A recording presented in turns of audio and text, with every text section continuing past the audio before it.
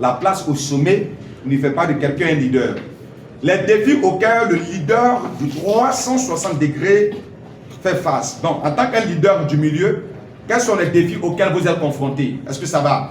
Un leader du milieu est confronté à ces défis-là. 1 Samuel chapitre 17, verset 14 et le verset 15 dit ceci. Il réussissait dans toutes ses entreprises et l'Éternel était avec lui. Saoul, voyant qu'il réussissait toujours, avait peur de lui. Vous voyez, David était un leader de milieu. Un leader du milieu. Et lorsque Saoul voyait que David réussissait dans tout ce qu'il faisait, remportait toutes les guerres qu'il menait, Saoul a pris peur. Donc, un leader du milieu est confronté à des défis. Si vous êtes un leader, ayant une position au milieu de votre organisation, vous avez un travail défiant. Toute personne qui tente de servir avec efficacité comme un leader du milieu rencontre des problèmes communs. Certaines fois, vous vous sentirez comme si vous étiez en train de cogner votre tête contre le mur.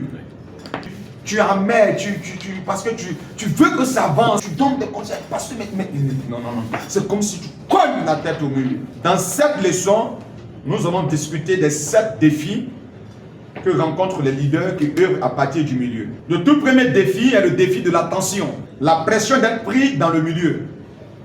C'est le tout premier défi, le défi de l'attention. L'un des défis majeurs d'être le leader du milieu d'une organisation, c'est que vous n'êtes souvent juste pas sûr d'où vous tenir. Avez-vous un certain pouvoir et d'autorité?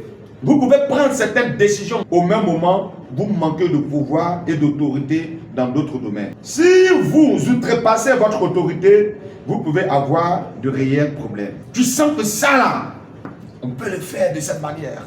Mais tu es pris dans un piège, tu es au milieu.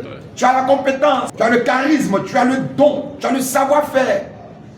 Mais tu es un leader du milieu. Et le leader du sommet ne t'en donne pas l'autorisation. Oui. Il n'est pas ouvert. Il n'est pas ouvert. Tu fais comment?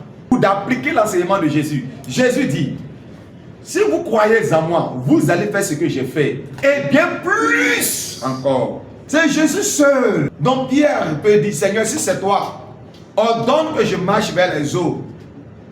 Ah, un leader, je demande, Pierre, est-ce que lorsqu'on t'a baptisé, est-ce que la colombe est descendue?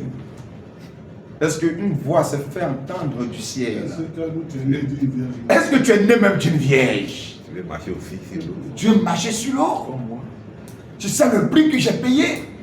Est-ce que tu as été tenté en personne par le diable pendant 40 jours et 40 nuits sans manger ni boire? Et tu vas faire comme moi. Et tu veux faire comme moi? Le moi. De moi. Wow. Jésus dit, si je le peux, tu le peux. Viens. Bien aimé, si nous prenons Jésus pour modèle de leader et que nous appliquons les enseignements de Jésus, nous allons comprendre que le Fils est celui qui hérite au-delà Du Père. du Père. Donc le Fils est appelé à faire mieux que le Père. Donc le Père, en conséquence, ne doit pas être jaloux et aigri. Il y a des pères qui empêchent les fils de grandir. Hein. Il y a des pères qui empêchent les fils d'évoluer. La France-Afrique, quand il attend que le fils est en train de grandir, le tire vers le bas. Et ça fait que du coup les choses n'avancent pas, les choses ne progressent pas. Voici 5 suggestions pour relever le défi de l'attention.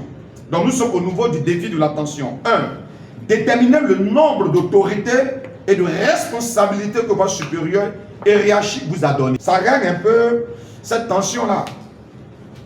2. Accepter le fait que vous pouviez recevoir une reconnaissance ou une appréciation limitée. Il faut, que tu te prépares pour dire que non, je peux faire ça, on peut ne pas m'apprécier, qu'on peut m'apprécier. Que lorsque peut-être que le leader du milieu, je prends l'exemple simple, organise un programme et que il y a du monde et puis neutralise le leader du milieu. Il ne dira pas que nous bénissons le Seigneur. En tout cas, mon fils a fait un beau travail et je crois que c'est par son acharnement, sa dévotion, son engagement, voilà, que ce programme-là se tient. En tout cas, nous bénissons le nom du Seigneur pour sa vie. Et autres, mais lui dit non, en tout cas, Voilà. Il s'approprie. Ça propre tout. Dieu m'avait révélé que ce programme allait réussir, mon frère. Arrête de nous distraire. Quand il voulait organiser même ce programme, tu étais contre. Maintenant, ça a réussi, tu dis Dieu t'a révélé cela. Parce que pourquoi vous faites ça même? On a peur d'être dépassé. Vous avez peur d'être dépassé. Mais écoutez, vous n'avez pas peur de travailler avec les Josué. Nous sommes les sérieux. Vous êtes les sérieux. Ah, est-ce que ça va? 3. Connaissez ce que vos leaders principaux attendent de vous. 4. Ne jamais violer la confiance de vos leaders. 5. Prenez l'initiative sans outrepasser vos limites. Il ne faut jamais violer la confiance qu'ils ont mis en vous. Donc, ne pas être un peu déloyaux. Voilà, mais être des Josué. Étude d'un cas biblique. 2 Samuel chapitre 3, le verset 6 jusqu'au verset 39. Joab était l'un des hommes puissants de David et un commandant d'armée couronné de succès. Pendant plusieurs années, il servit David avec dévotion et efficacité. Cependant, à quelques occasions, il outrepassait ses limites et oublia celui qu'il servait. Lorsqu'Abner trouva miséricorde auprès de David, sans dire ses projets au roi, Joab était fortement contre la vie de David. Sans dire ses projets au roi, Joab complotait de tuer Abner. Éventuellement, les actions de Joab lui coûtaient tout.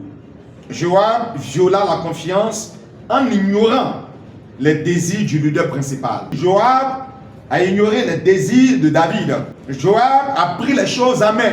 3. Il agit en secret. 4e action, il a outrepassé son autorité. Et 5e action, il a satisfait ses égoïsmes et ses intérêts. Donc ça, c'est le défi de l'attention. Après le défi de l'attention, vous avez le défi de la frustration.